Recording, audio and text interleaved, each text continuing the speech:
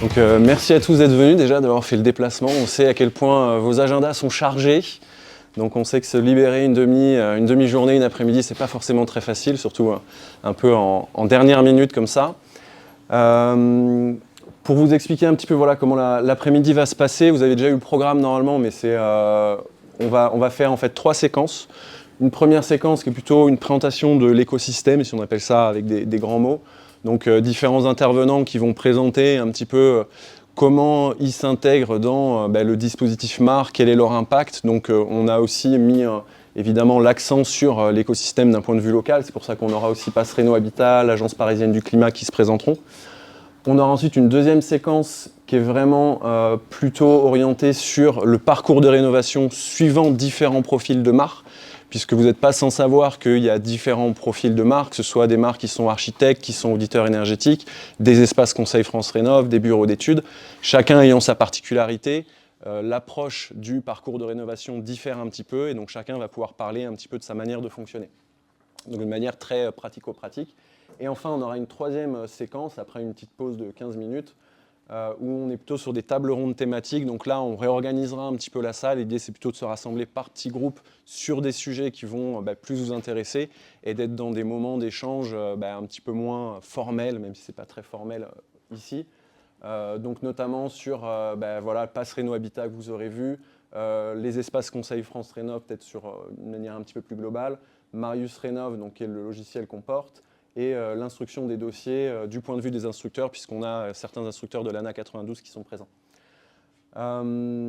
Merci encore voilà, d'être venus. Merci également donc, aux intervenants de pouvoir aussi présenter leurs actions. On a quelques journalistes aussi dans la salle, donc merci à vous d'avoir fait le déplacement également. Et donc voilà, donc je vais commencer par la présentation. En fait, cette rencontre pour nous a une saveur un petit peu particulière parce que c'est la première qu'on fait vraiment en tant qu'association, la communauté des mares. L'association en fait, est toute récente, elle a 2 mois à peine. Elle est issue en fait, d'un travail qui existe depuis déjà un peu plus d'1 an maintenant, qui est en fait à l'origine d'un groupe Facebook. Donc c'est un groupe Facebook qui s'est créé en fait en novembre 2023, donc ça fait un petit peu plus d'1 an maintenant. L'idée de ce groupe, c'est vraiment de favoriser l'entraide entre les mares futures et actuelles, parce qu'au moment où on l'avait créé, on avait bien compris qu'il y avait un sujet autour de ce nouveau dispositif. Les gens ne savaient pas forcément quelles étaient les informations à suivre, comment les choses allaient fonctionner. Et en fait, beaucoup de mares sont aussi isolées dans différents territoires et ont besoin de parler à des collègues, à des personnes qui peut-être ont des expertises un petit peu plus pointues. Donc sur ce groupe-là, en fait, il y a beaucoup d'échanges, beaucoup d'entraide. C'est quelque chose qui fonctionne très bien. Si vous ne faites pas partie de ce groupe-là, je vous invite à le rejoindre, parce qu'aujourd'hui, on est voilà, quasiment 900 membres. C'est vraiment un groupe sur lequel il y a eu beaucoup de travail de modération pour s'assurer que ce soit uniquement des mares futures et actuelles qui soient dessus. On a vraiment fait le tri pour pas qu'il y ait de spam ou pas qu'il y ait de vendeurs de leads. Si vous êtes sur d'autres groupes Facebook, vous le savez, c'est un peu clairement le capharnaüm. Donc ça, c'est un groupe qui fonctionne très bien avec beaucoup d'entraide qui se passe dans ce groupe. Et donc la communauté des mares en tant qu'association est l'émanation directe de ce groupe-là, puisque avant que l'association existe, on avait déjà commencé à organiser des webinaires, des rencontres. Donc celle-ci, c'est la 3e. On avait fait déjà Bordeaux et Toulouse. Il y en a une 4e qui est en cours d'organisation pour Nantes en fin février. Et ensuite, on est en cours d'organisation aussi pour Lyon et Strasbourg. Donc voilà, il y a eu un travail qui avait été fait sur ce groupe-là à un moment donné pour référencer les informations qui s'y partageaient, puisque c'est vraiment des informations qui étaient extrêmement intéressantes, qu'on avait mis sur en fait, notre blog de Marius Rénov', donc pour pouvoir commencer à référencer toutes ces informations-là, qui sont des informations hyper intéressantes pour n'importe quelle marque qui commence à travailler et qui veut se lancer et qui peut-être manque un petit peu d'informations. Donc c'était un travail qu'on faisait, nous, en tant que Marius Rénov', qui sommes du coup un logiciel de gestion de projet destiné aux mares. Et maintenant, toute cette partie-là, en fait, est plutôt passée aux mains de l'association parce que ça a tellement pris d'ampleur que clairement, on ne pouvait plus le gérer, nous, directement. Mais vous trouvez encore pas mal d'articles d'aide qui sont accessibles pour tout le monde et qui permettent du coup de bien commencer. Peut-être un petit mot justement sur ce qu'est Marius. Donc Marius Rénov, c'est vraiment un logiciel qui est destiné aux marques, qui permet de gérer vos dossiers en fait, de A à Z, du premier contact client jusqu'à la fin de vos dossiers, en passant par toutes les étapes intermédiaires, que ce soit les contrats, les constitutions des dossiers de demande d'aide avec les attestations de travaux, les formulaires EcoPTZ, etc. Toute la manière dont fonctionne Marius, c'est qu'on va venir récupérer en fait, au fur et à mesure de la mission les informations du dossier, les informations du client. Ces informations vont être utiles pour pouvoir pré-remplir tous les documents de la mission, les générer. Donc on génère évidemment les bons CERFA, les bons documents, on s'assure de la conformité avec les exigences de l'ANA. Et ensuite, on gère tout ce qui est signature électronique dans Marius directement. Donc en fait, ça vous évite d'avoir un CRM, l'envoi des emails, un outil de signature électronique, un drive pour stocker tous vos documents. Et on essaie de simplifier au maximum en fait, tout ce processus qui est assez complexe, notamment très rébarbatif d'un point de vue administratif, en automatisant un maximum de choses pour qu'en fait, en tant que MAR, on puisse se concentrer surtout sur les missions de conseil et les missions d'accompagnement qui sont quand même le cœur du métier, quoi. Vous pouvez tester l'application gratuitement et même vous inscrire à des démos. Donc ça, je vous invite à regarder ça par vous-même. On est aussi très friand des retours, donc il ne faut surtout pas hésiter à nous en faire. Voilà. Je vais laisser la parole à Sébastien. Donc, comme disait Simon, la communauté des MAR, on s'est structuré à l'issue de toutes les actions du groupe Facebook. Tout simplement parce que on faisait les choses de manière informelle et en fait on embarquait les personnes qui étaient motivées pour organiser des événements, sauf que c'était difficile de pouvoir faire intervenir les institutions au sein de ces rencontres, même si elles étaient volontaires et de bonne foi. Et donc du coup, l'association s'est structurée déjà pour répondre à ce besoin, mais aussi on s'est rendu compte que les MAR avaient besoin de faire remonter des informations, avaient besoin de structurer leur retour de leur pratique sur le terrain.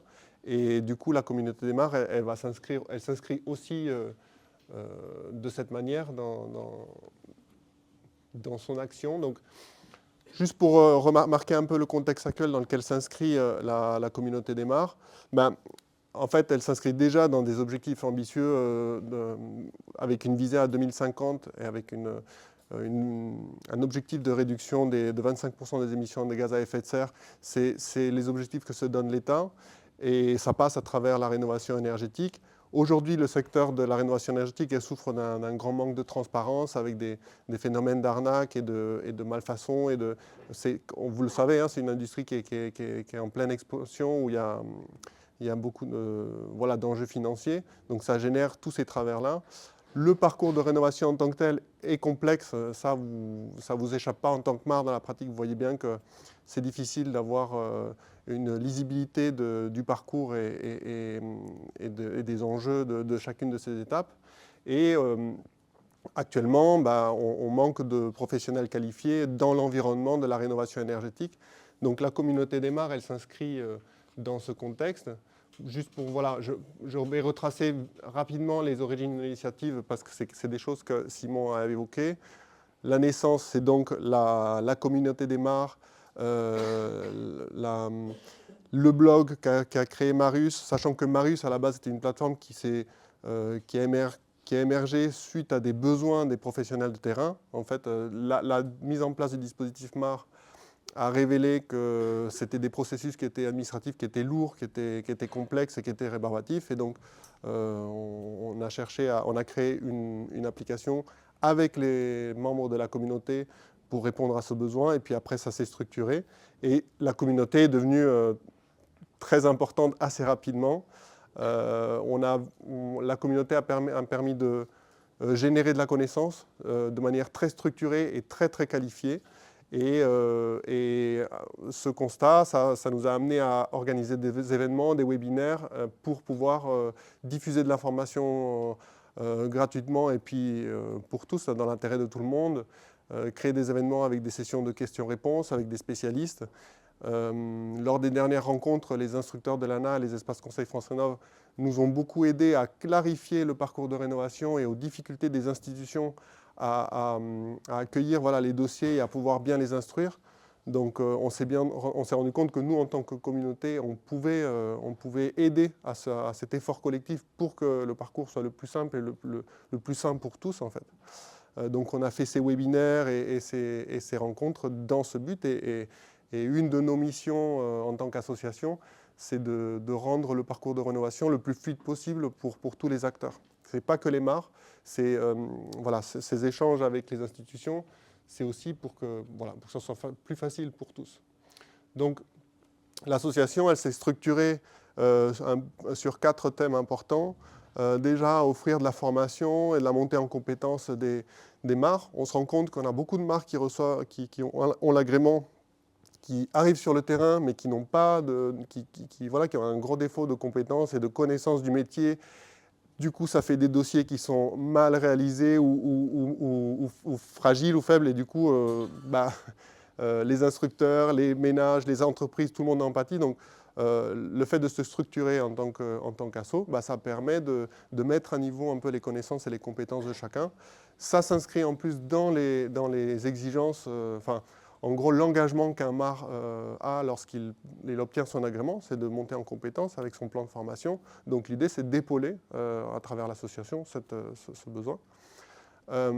L'idée, c'est aussi de travailler à renforcer la transparence et la confiance dans la filière. Le MAR est un nouveau dispositif, donc il y a des pratiques qui sont très différentes et distinctes d'un MAR à l'autre. Et l'idée, c'est, avec les adhérents, avec la communauté, de constituer des pratiques homogènes et qui soient validées par les institutions et voilà, d'apporter ce sentiment de confiance. Ensuite, c'est aussi, l'idée, c'est de renforcer les liens entre les accompagnateurs Rénov', les espaces Conseil France Rénov', les instructeurs de dossiers. Aujourd'hui, on voit qu'il y a une certaine étanchéité entre les différents profils et les événements comme ceux-ci, où les gens sont amenés à se rencontrer, chacun va comprendre les difficultés de la pratique de son métier au quotidien. On se passe les dossiers les uns aux autres, et l'idée, c'est que ça soit le plus fluide possible, en fait. Donc, le fait de faire ces rencontres, d'échanger et de discuter permet de se mettre dans l'œil de celui qui est en face et de faire attention aux exigences et aux contraintes que l'autre a. Je le disais tout à l'heure, à Toulouse, on a fait intervenir pour des réponses aux questions 3 instructeurs de la DDT 31 qui ont répondu à énormément de questions et qui ont clarifié leurs exigences au niveau de l'instruction des dossiers. Et ça a permis de créer des nouvelles pratiques auprès des MAR, des pièces complémentaires, notamment pour les dossiers en MO-TMO, qui font qu'aujourd'hui, les dossiers sont traités plus rapidement et de manière plus fluide et plus simple. Et voilà, l'idée, c'est de travailler en bonne intelligence. La mission de l'association, c'est de s'inscrire dans cette démarche-là. Du coup, on a imaginé une structure d'organisation de l'association. Donc, on a un conseil d'administration qui est constitué d'un bureau et on est environ 5 ou 6. Donc là, c'est très récent. Donc, pour l'instant, il y a le bureau et puis on a quelques figures très, très engagées de l'association qui nous soutiennent dans la construction des événements. Et ensuite, l'idée, c'est d'avoir des groupes de travail qui vont travailler sur tout le territoire pour organiser des événements, des rencontres, des conférences auprès aussi des artisans de travaux qui ne connaissent pas bien en fait, le parcours de rénovation dans sa globalité. Eux, ils ne connaissent que la réalisation des devis. Puis 6 mois plus tard, tout d'un coup, on leur dit de faire les travaux, ils ont été retenus entre-temps, ils n'ont pas l'info. Et après, ils ne comprennent pas pourquoi les fonds ne sont pas débloqués tout de suite. Nous, en tant que MAR et en tant qu'association, on veut aussi pouvoir communiquer avec les artisans qui sont des acteurs très importants de la filière et leur donner à comprendre tous les enjeux de ce parcours et savoir connaître le sens de ce que les différents intervenants leur demandent dans une certaine temporalité. L'idée, c'est de communiquer, échanger et clarifier le parcours pour tous, pour que ce soit le plus simple pour tous, en fait. Et donc voilà, ces groupes de travail vont créer ces événements. On va créer du contenu média, donc notamment on est en train d'en créer là tout de suite, en faisant une captation de la rencontre d'aujourd'hui. On a déjà commencé à construire des outils métiers que je vais vous montrer tout à l'heure. des outils en ligne collaboratifs. L'idée, c'est que les membres de l'association apportent chacun leurs compétences, leurs connaissances de terrain et qu'elles bénéficient à tous les membres de l'association. On va se lancer bientôt dans la formation continue. Alors, ce sera sans doute des webinaires à thème qui permettront de clarifier certains aspects de la pratique du métier pour que tout le monde se mette à niveau. Et puis, on va continuer à documenter les ressources et les connaissances qu'on a, notamment sur Facebook. Là, on cumule plus de 1000 articles publiés. Et quand je dis un article, c'est souvent une question terrain très spécifique, un cas d'école très spécifique qu'un MAR a rencontré pour lequel il n'a pas la réponse. Et derrière, il y a 900 MAR. Dans les 900, il y en a au moins 4 ou 5 qui ont déjà traversé ce cas de figure, qui ont déjà des réponses de terrain. Et l'idée, c'est de pouvoir structurer ces informations et en donner l'accès à tout le monde. Donc, on voit qu'on a une vraie richesse à exploiter là-dessus dans ces connaissances. Le positionnement de l'asso, vous l'aurez compris, c'est qu'on soit une identité propre et indépendante qui défend les valeurs de notre métier. Et c'est aussi exister et pouvoir établir des partenariats avec les institutions publiques, là comme on fait aujourd'hui, avec les espaces Conseil France Rénov', Pass Réno Habitat qui sont là aujourd'hui, pour aller vers le haut ensemble. Aujourd'hui, les étapes clés de l'évolution de l'association, on en a déjà fait pas mal. L'idée, c'était d'abord formaliser les statuts de l'association, ensuite lancer une campagne de recrutement des membres et expliquer les actions de l'association. Donc, vous l'avez sans doute vu, on était un peu sur les réseaux sociaux pour expliquer ce que l'on souhaite faire. À travers notre site web et en s'en mettant en relation avec les différents journaux spécifiques, médias spécifiques, on a fait connaître notre volonté et nos actions. Ensuite, animer, c'est ce qu'on est en train de faire aujourd'hui. On anime des événements et aujourd'hui, on lance de manière plus officielle l'association. Et ensuite, quand je parle de rayonner, c'est de mettre en place tous ces groupes de travail et ces actions sur l'échelle territoriale pour clarifier notre action, défendre notre métier et puis faire en sorte que les MAR montent en compétences pour ceux qui nous suivent. Notre système de communication, il est assez simple. En fait, il y a deux pôles. Il y a une partie qui va être publique et une partie qui va être privée, qui va être réservée aux adhérents. On a notre site internet que je vais vous montrer tout à l'heure qui donne accès à toutes les informations de l'association, qui montre les outils que l'on met en place. Donc pour ceux qui ne sont pas adhérents, vous avez un aperçu de manière concrète de ce que l'on fait. On a le groupe Facebook qui est très très qualitatif et qui est très utile au quotidien que l'on maintient parce que c'est une des grandes forces de notre association. Et après, on a un groupe de travail sur Slack. Donc Slack, c'est une messagerie comme WhatsApp, comme d'autres messageries, mais un peu plus structurée, sur lequel les groupes de travail peuvent échanger. On a actuellement sur Slack, on a des groupes par région. Donc les actualités ou les choses spécifiques aux régions vont échanger dans ces canaux-là. Et puis on a des canaux qui sont dédiés aux groupes de travail. Donc si vous êtes adhérent et qu'il y a des thèmes qui vous intéressent, vous rejoignez un des canaux et vous allez comme ça pouvoir collecter les informations. Et après, on a une intranet de l'association, on a un outil qui est Notion qui nous permet de créer les outils, créer les formulaires. Vous avez sans doute vu passer hier ou avant-hier, donc on a lancé un appel au témoignage de la pratique des accompagnateurs Rénov' pour essayer de faire un bilan 2024. On l'a fait grâce à cet outil-là et ça permet assez rapidement d'être réactif et mettre en place des choses. Donc voilà, les groupes de travail qu'on a lancés, c'est une veille réglementaire nationale qu'on va mettre en place. On est très nombreux, c'est super, ça permet d'avoir les yeux un peu partout et de pouvoir remonter rapidement les évolutions. On est en train déjà de constituer une base de données d'aide locale. Il en existe, elles sont incomplètes. Souvent, elles manquent de documentation. En fait, on a des choses qui sont évoquées. La force de la communauté, c'est que les mares, c'est des mares qui connaissent ces règles locales, qui les appliquent, et donc notre base de données va permettre de retrouver par code postal assez rapidement toutes les règles, toutes les aides locales qui s'appliquent dans une géographie donnée, avec les règles de calcul, avec les textes réglementaires. Et pour l'instant, il n'y a pas d'outil, actuellement, il n'y a pas d'outil qui soit aussi précis dans cette volonté.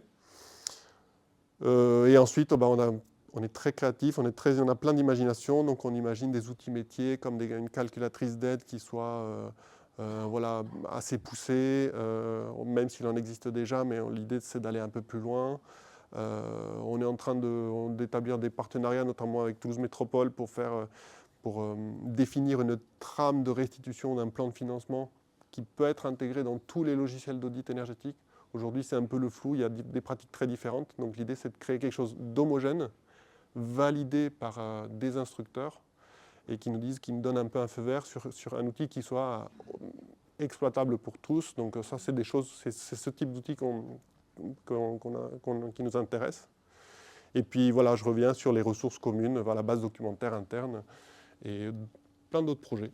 Donc si vous nous rejoignez et que vous avez des idées, on saura. En fait, l'idée de l'association, c'est pouvoir porter aussi des initiatives. Nous, on ne peut pas tout faire. C'est clairement pour ça qu'on a créé l'association, c'est que maintenant, on passe le relais et que les gens qui ont de l'initiative et de l'énergie, bah, super. En fait, la structure associative permet ça. Et ensuite, les autres actions, c'est les événements dont on a parlé, les webinaires, les rencontres, le contenu média, et une représentation de l'association et donc de la profession auprès des institutions. Donc ça, c'est nouveau, mais c'est une volonté aussi. Et après, pour les membres de l'association, on prévoit l'achat groupé. Alors ça, c'est des choses en projet pour l'instant, mais on imagine qu'on peut faire l'achat groupé d'outils, de logiciels, d'assurance. Enfin, l'idée, c'est que aussi l'association, par le nombre d'adhérents, elle puisse avoir un impact aussi lorsqu'on a besoin d'accéder à des choses qui ont un coût. Mais ça peut être aussi de l'assurance. Enfin, on nous a donné plein d'idées. Pour l'instant, on est en train de... Bon, déjà, on organise aujourd'hui. Ça a été un gros travail. On organise Nantes, c'est aussi un gros travail, mais on mettra sans doute en place des équipes de travail pour aller déminer ces thèmes-là et ces besoins-là pour se structurer ensemble. En fait. Et juste, voilà, en gros, l'adhésion, comment elle fonctionne. On a une adhésion qui est de 100 € à l'année. Ça permet d'organiser des événements comme ça permet de payer la partie média, de louer les salles. Nous, l'idée, c'est de pratiquer la plus grande transparence possible sur la gestion de l'association. De toute façon, on affiche tout. Voilà, l'idée, c'est que ce soit le plus transparent possible. Et puis, les conditions d'adhésion, c'est tout simplement d'être MAR, d'avoir un agrément MAR, ou pour les MAR futurs, de nous donner le récépissé de dépôt de demande d'agrément. L'association est ouverte aussi à des profils un peu spécifiques, comme des espaces conseils France Rénov', des formateurs, on s'est rendu compte en échangeant dans cet écosystème qu'il y a des profils qui sont très engagés, qui ont envie de nous aider, et donc on ne ferme pas les portes. Et donc l'idée, c'est aussi ouvrir l'association à ces profils-là. Et donc après, avant de vous montrer le site internet, je vais juste... Excusez-moi. Du coup, l'idée de l'association, c'est d'être une référence dans l'univers de la rénovation énergétique, porter les valeurs que je viens d'évoquer, améliorer le secteur des mares et de la rénovation énergétique, essayer de participer à monter en qualité de cette filière et surtout répondre aux défis environnementaux. On a la chance d'avoir un métier qui a un vrai impact dans les enjeux environnementaux et sociétaux du quotidien et actuel. Donc plus on est nombreux et plus on est engagé dans cette démarche, plus on aura de l'impact là-dessus. Comment adhérer? Communauté-mar.fr, tout simplement. Vous avez un bouton « Devenir adhérent » que je vais vous montrer. Hop. Voilà. Le site internet donc, de la communauté des mares. Donc on a Blog Contact, on a le bouton devenir adhérent, donc ça vous amène vers Hello Asso, donc il y a toute une plateforme qui gère l'adhésion, c'est très facile. Et ce matin, même ce midi, on a créé une page qui montre nos actions. Donc là, c'est quelque chose que l'on met à jour dès qu'il y a une action qui se crée, qui est en cours.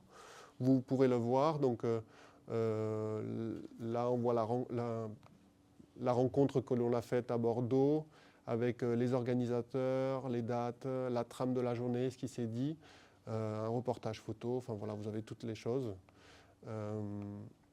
Là, on est en train de construire la rencontre de Nantes, donc voilà, c'est une page en cours, hein. Donc vous avez les précisions, le contenu. Et après, donc comme ça, pour toutes les rencontres qu'on a faites, qui sont en cours de préparation. Et ici, on montre les outils qui sont déjà opérationnels.